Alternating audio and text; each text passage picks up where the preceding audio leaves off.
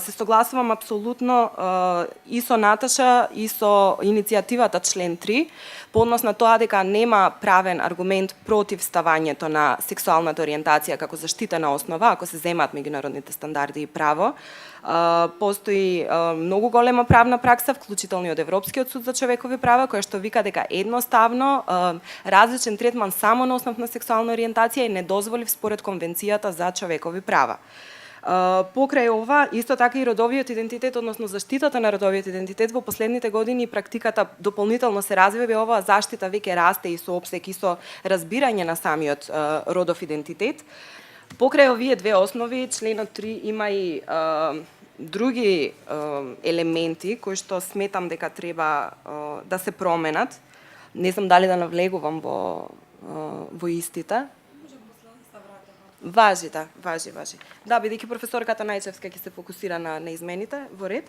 По однос на сексуалната ориентација, Наташа веќе ја спомена практиката која што била развиена од другите тела, така што не би се задржувала на тоа. И за крај би споменала, можеби само на кратко, во однос на праксата на Комисијата за заштита од дискриминација. Самата пракса на комисијата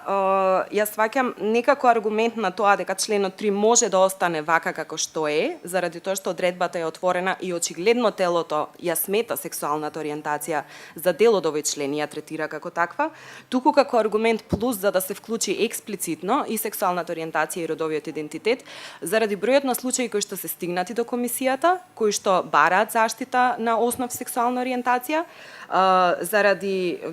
заради тешко формата, односно обликот на дискриминација која што се бара да се утврди во овие случаи.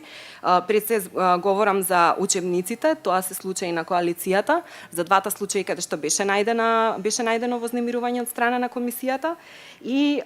заради тоа што значи покрај правните обврски и заради тоа што веќе се работат и голем број на истражувања и анализи во последниве година-две кои што јасно укажуваат на високиот степен на присутност на насилство спрема овие лица, на говор на омраза,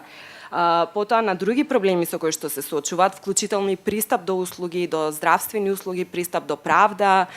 заштита од полиција, неможност за пријавување на случаи до полиција. Има едно истражување што сега скоро беше презентирано,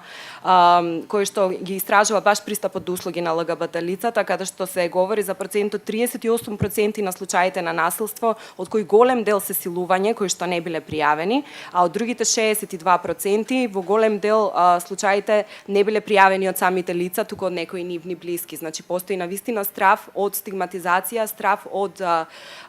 едноставно неверба дека ќе се постигне нешто со самото пријавување на случаите. Сето ова се аргументи плюс за ова што сега го говориме, а тоа е за давање на поголема видливост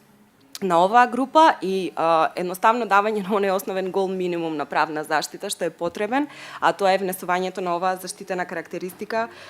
во членот 3. По однос на праксата на КЗД,